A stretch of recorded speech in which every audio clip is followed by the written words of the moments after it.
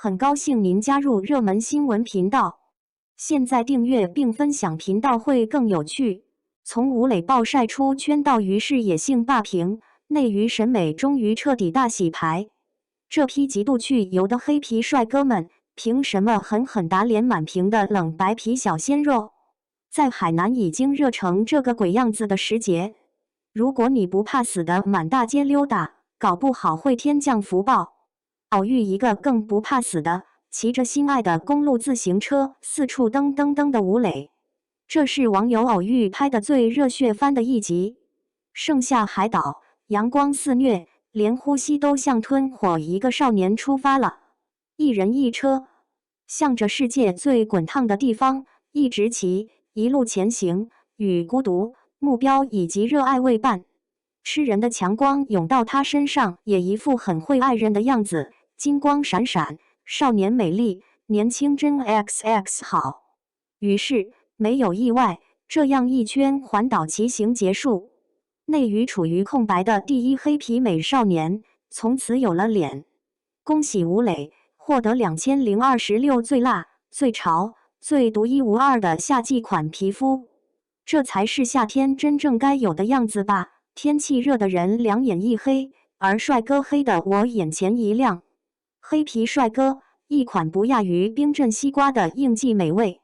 上一次见到吴磊的黑皮版，还是那部扑了的东极岛。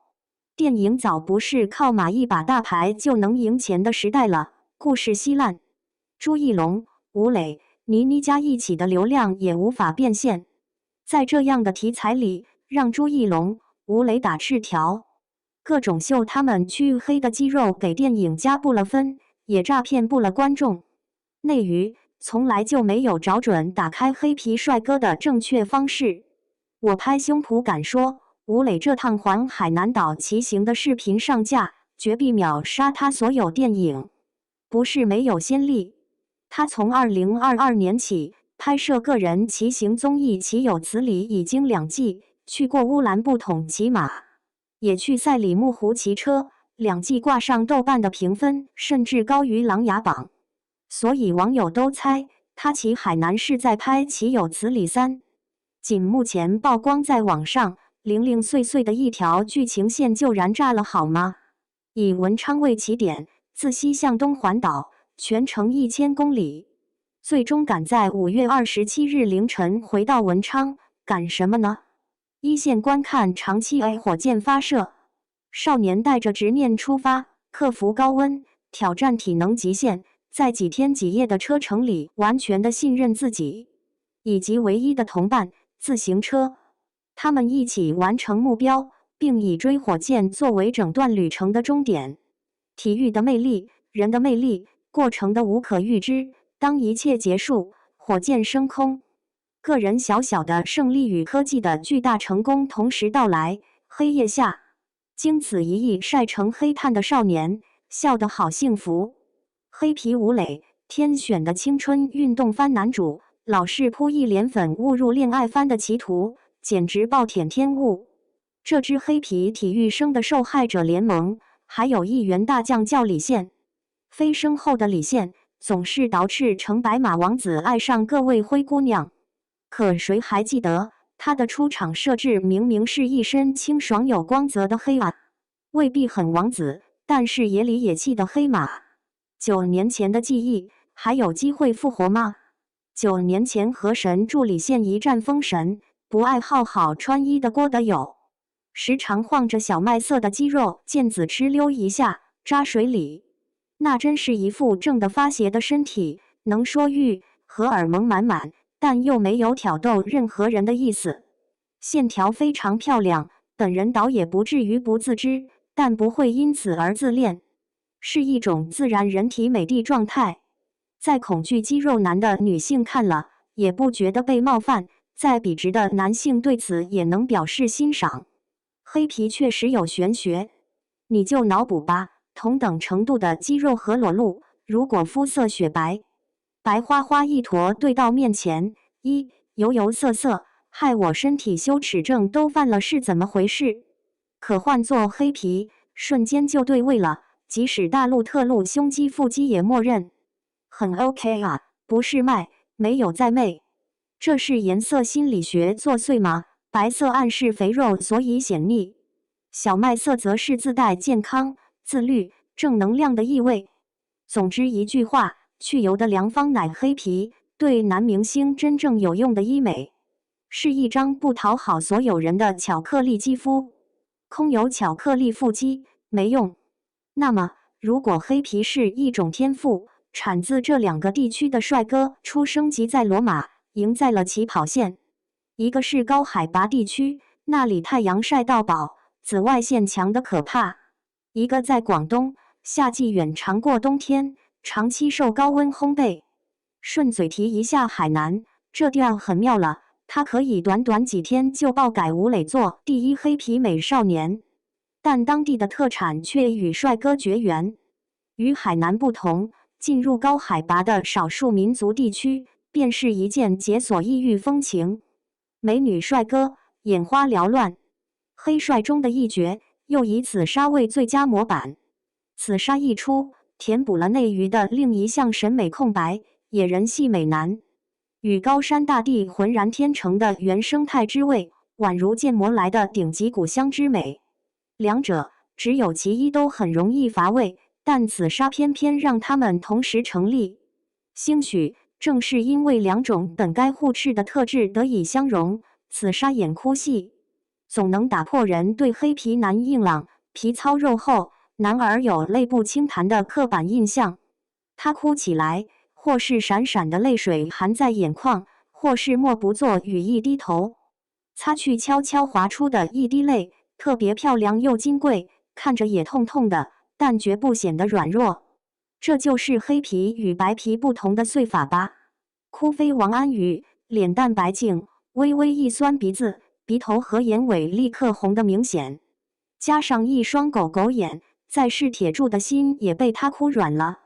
白皮男落泪迷之像撒娇，招惹你一把将他按进怀里，好生安抚。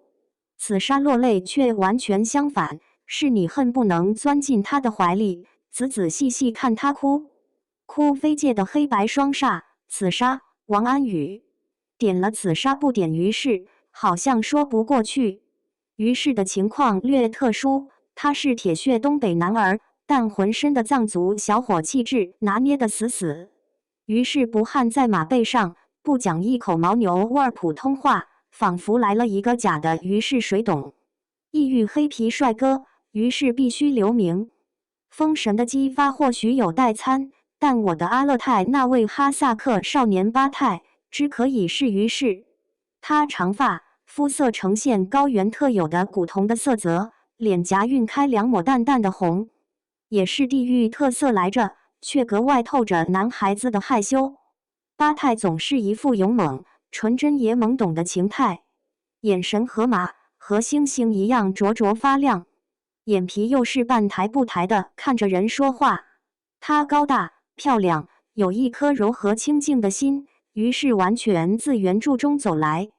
她也打破了一个刻板印象，初恋连仅限皮肤白白穿白衬衫的少年。黑皮巴泰狂野一脱，裸着上身在无尽的草原策马狂奔，怎么就不能初恋了？硬把黑皮掰成水光肌，我才真的失了个大恋。广东一脉的黑皮帅哥，前不久狠狠争了两口气，向内娱输出两张新面孔。一位来自低智商犯罪，饰演笨蛋帅贼方超的宋玉和，广东人；另一位是给安摩的情书，饰演郑木生的王艳彤，地道潮汕人。两人宛如广东子的两种版本。宋玉和人如其名，有一种怪腔怪调的文艺，怪在他莫名给人包里会装一本书，坐地铁也要翻2页的氛围。演戏呢，专职演作奸犯科，最后的镜头永远是被捕。他有点港片马仔的味道，吊儿郎当，豁得出命，也有情有义。有人把他和张宇归入一类，实则不然。都演小混混的话，宋玉和属于油嘴滑舌的类型，话多。张宇可以一句话不讲，但在干架的时候比谁都下狠手。